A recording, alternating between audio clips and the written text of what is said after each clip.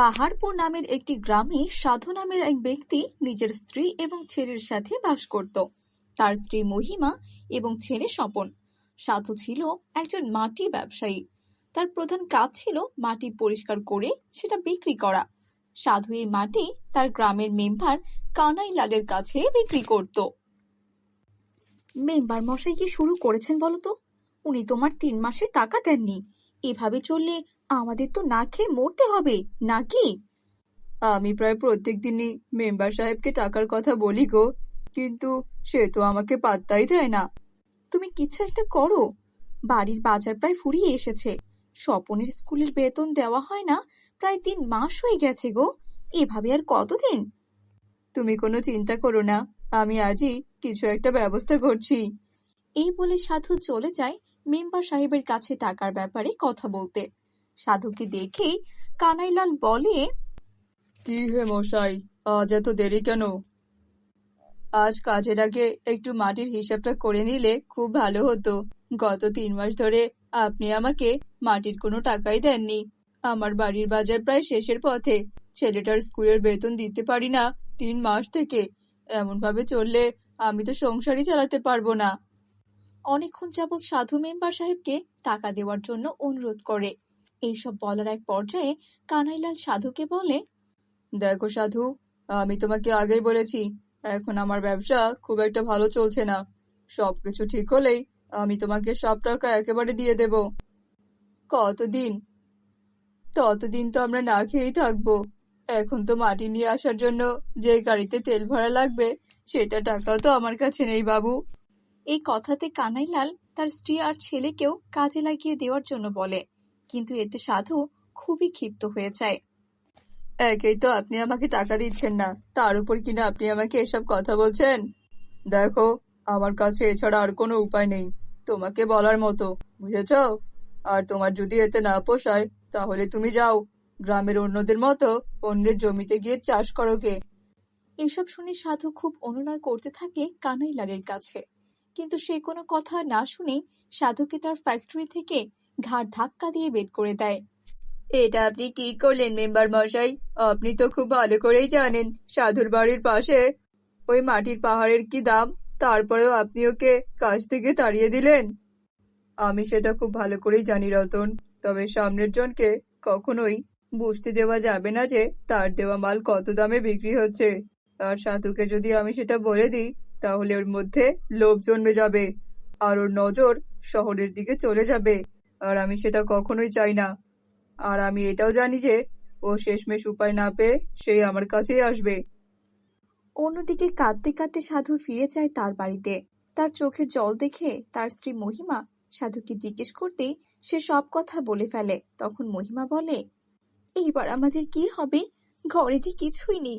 ছেলেটা খিদের জ্বালায় ছটফট করছে। পাশের মুদিখানা থেকে আমি কিছু খাবার বাকিতে নিয়ে আসছি গো। বাকি করে আর কদিন চলবে গো? তাদেরও তো একদিন টাকা দিতে হবে। সেটা কি তোমার মাথায় আছে? এমন সময় সাধুর মাথায় একটা পরিকল্পনা আসে। এটা ভেবে সে খুবই খুশি হয়ে যায় আর মহিমাকে বলে, তুমি কোনো চিন্তা করো না, আমার মাথায় একটা বুদ্ধি এসেছে। কি বুদ্ধি? কি বুদ্ধি গো? আসলে আমার বাবা মাটির খেলনা তৈরি করে বিক্রি করতো, আমিও এখন থেকে তাই করব। আরে বাহ, বুদ্ধিটা তো খারাপ নয়। কিন্তু তুমি কি মাটির খেলনা বানাতে জানো? বানাবে কিভাবে? আমি তেমন কোনো খেলনা বানাতে না জানলেও মাটির পরী বানাতে জানি। আমি যখন ছোট ছিলাম তখন বাবার কাছ থেকে আমি এটা খুব ভালোভাবে শিখে নিয়েছিলাম। এখন চেষ্টা করলে আমি অবশ্যই পারবো। এরপর থেকে সাধু আর এক মুহূর্ত দেরি না করে মাটির পরী বানানোর কাজ শুরু করে দেয়। এই কাজে তাকে সাহায্য করত তার স্ত্রী মহিমা। সে তাদের বাড়ির পাশের মাটির পাহাড় থেকে মাটি কেটে এনে দিত। এভাবে মাটির পরী বানিয়ে সাধু বিক্রি করা শুরু করে দিল। কিছুদিন পর্যন্ত তার এই পুতুল অনেকেই কিনলো, কিন্তু তারপর থেকে সাধুর তেমন বিক্রি হচ্ছিল না। তবুও সে হাল না ছেড়ে পুতুল বানিয়েই যায়। একদিন কানাইলাল তার বাড়িতে এসে তাকে উপহাস করতে লাগে। হা হা হা হা হা, তুমি আসলেই ভীষণ বোকা গো সাধু। আজকালকার ছেলেমেয়েরা মোবাইলে গেম খেলে অভ্যস্ত, তারা তোমার এই পুতুল কোনোদিনও কিনবে না। তুমি চাইলে আবার আমার কাজে যোগ দিতে পারো। এই বলে মেম্বার সাহেব সেখান থেকে চলে যায়। কিন্তু তার এই কথা শুনে সাধু রেগে যায় এবং একটি পুতুল ছুঁড়ে মাটিতে ফেলে দেয়।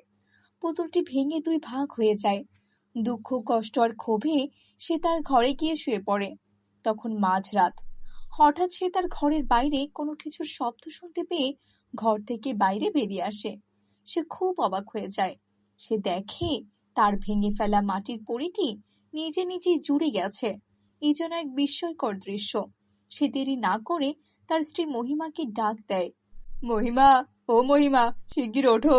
এই দেখো গো, দেখো কি কাণ্ড ঘটেছে। সে কি গো, কি হয়েছে? এত রাতে এভাবে ডাকছো কেন? এখনই একবার বাইরে এসো, তারপরে তো সবকিছু নিজের চোখেই দেখতে পারবে। এই বলে সাধু তার স্ত্রীকে পুতুল বানানোর স্থানে নিয়ে যায়। এ কি, এসব আবার আমি কি দেখছি?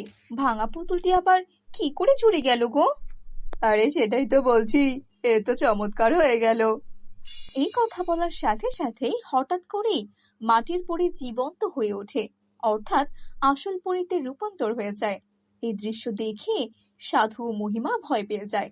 তখন সাধু ভয়ে ভয়ে বলে, কে কে কে কে কে কে আপনি? আমি আমি একজন পরী। আমি তোমার বাবাকে খুব ভালোভাবে চিনতাম। তোমার বাবা একজন দক্ষ কারিগর ছিলেন। তার তৈরি করা পুতুল আমাদের পরিলোক খুবই পছন্দ করত। আসলে আমি তাকে মাটির পরী তৈরি করতে বলেছিলাম। আজ তোমার বানানো পরী দেখে আমি মুগ্ধ হয়ে গেছি। কারণ তোমার বাবার বানানো মাটির পরী আর তোমার বানানো মাটির পরীর মধ্যে কোনো পার্থক্য নেই। তুমি মাটির পরী বানানো বন্ধ করো না প্লিজ। কিন্তু আমার বানানো মাটির পরী কে কিনবে? আমি আমি কিনবো। বিনিময়ে তুমি যত টাকা চাও আমি তোমাকে তত টাকাই দেব। চিন্তা করো না। এই বলে পরী জাদু করে সাধুকে অনেক টাকা এনে দেয় এবং তার বানানো সব মাটির পরী নিয়ে নেয়। এরপর থেকে সাধু সারাদিন কষ্ট করে মাটির পরী বানাতো এবং মাঝরাতে ওই পরী এসে সব মাটির পরী নিয়ে যেত তার পরীরাজ্যে। বিনিময়ে অনেক টাকা রেখে যেত। এর মাধ্যমে কয়েক মাসের মধ্যেই সাধুর অবস্থা বদলে গেল। মাটির বাড়ির জায়গায় সে তৈরি করলো বিশাল এক দালান। সাধু তার ছেলে স্বপনকে শহরের এক বড় স্কুলে ভর্তি করিয়ে দেয়। তাদের সব দুঃখ কষ্ট নিমিষেই ঘুচে যায় আর তারা খুব সুখে শান্তিতে বসবাস করা শুরু করে।